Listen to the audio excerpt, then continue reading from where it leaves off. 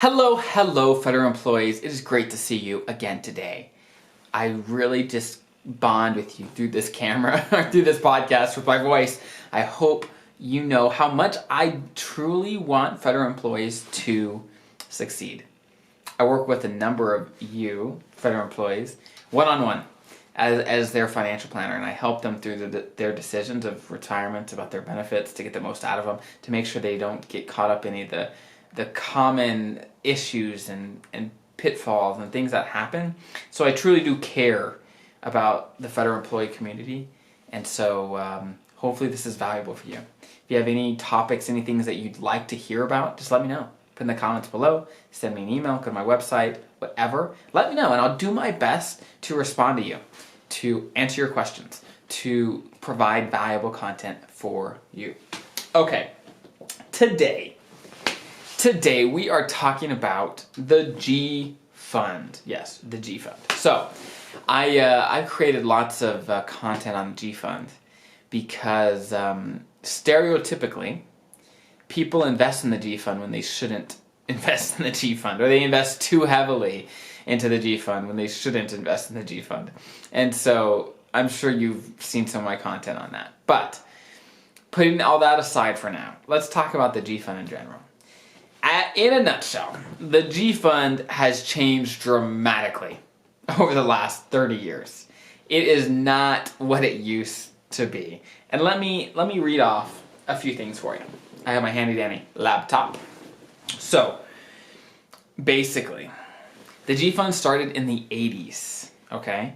And back in the 80s, early 90s, the interest rate situation and inflation situation was very different than it is today. So let me read you the rate of returns for the last few years, okay? Starting back in 1990, I'll tell you the average return of that year, and then every 5 years after that. So just hang with me, and let me know if you see a trend here in these rate of returns, okay?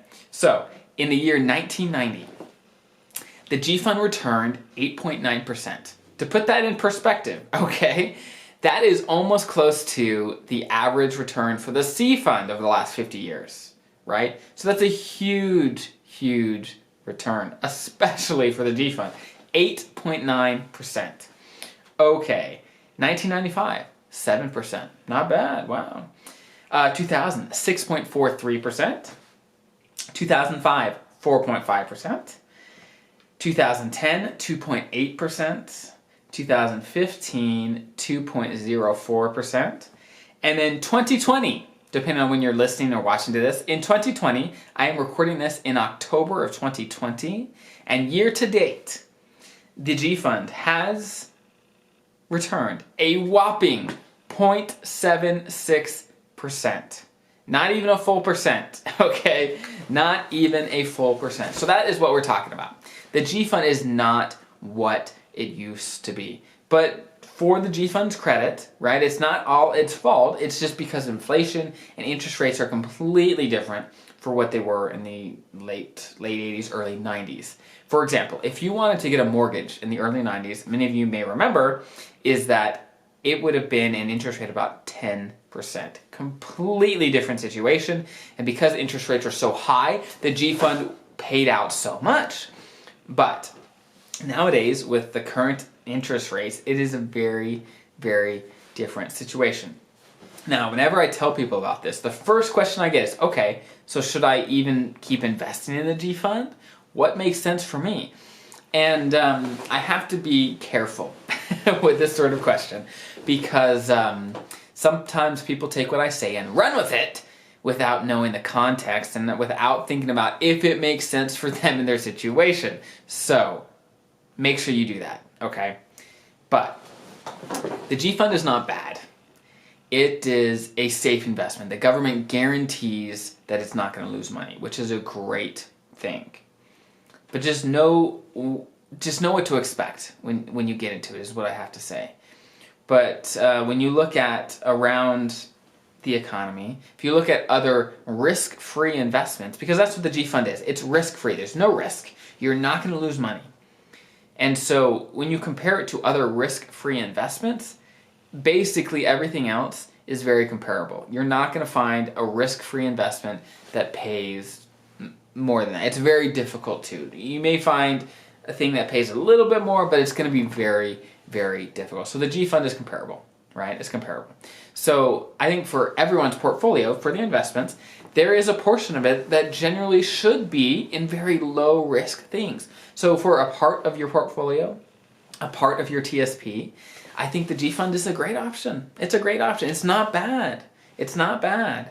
Just know what it's meant to do. And for those that have their whole portfolio, their whole TSP in the G fund, then that may not be the best option. I'm not saying it's not. It just may not be. Even those that are retired, it is incredibly rare for it to make sense for their whole TSP to be in the G fund, even for those retired.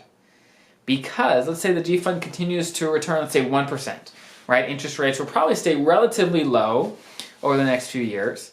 Well, inflation's about 2-3%, so you're losing money in the G fund, right? Where you're technically going to be earning 1% every year, but the prices of everything are going to increase over time, and it doesn't take too many years of that for the purchasing power of your money to drop significantly.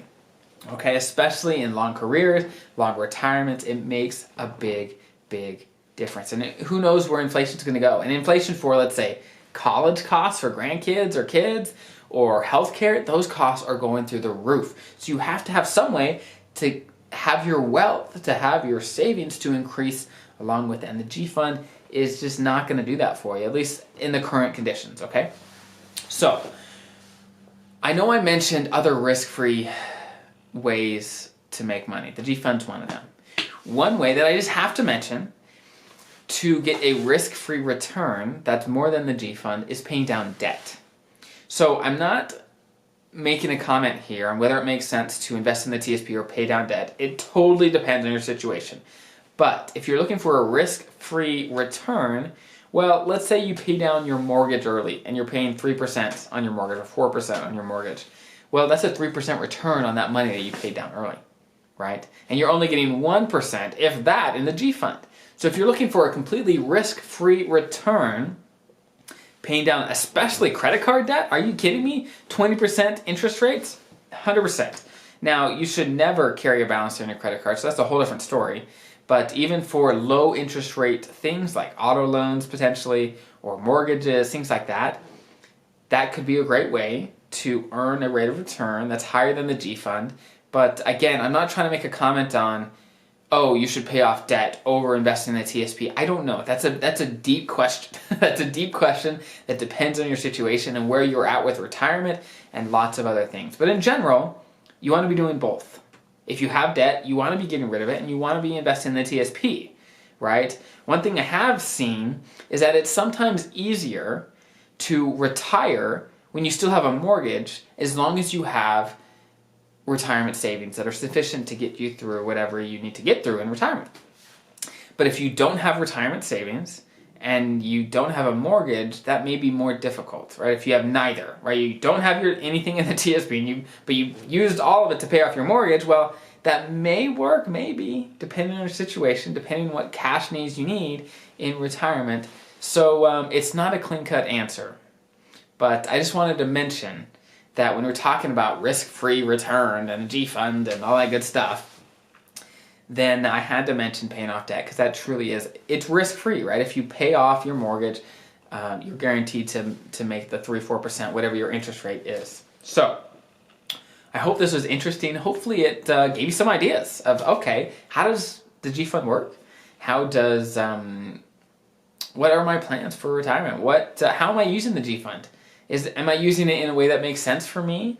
Am I using it in a way that's going to help my long-term goals? These are the sort of questions that I hope this topic brought up to you in your mind, and hopefully it all makes sense. If I didn't mention something, if you have more questions, put in the comments below, or email me, go to my website, whatever, and we'll address it the best we can. I want my goal again is to provide value and to give you the information that you need to succeed and be successful in your retirement. So I hope this is helpful. please, please, please, please, I've said this before, if you find that this is valuable for you and it changes your life, changes how you see things, please share this with your fellow federal employees, subscribe, join the community, because if it helps you improve your life, then it'll probably help those around you to improve their lives as well and get the most out of their benefits, and everyone else can do better as well. So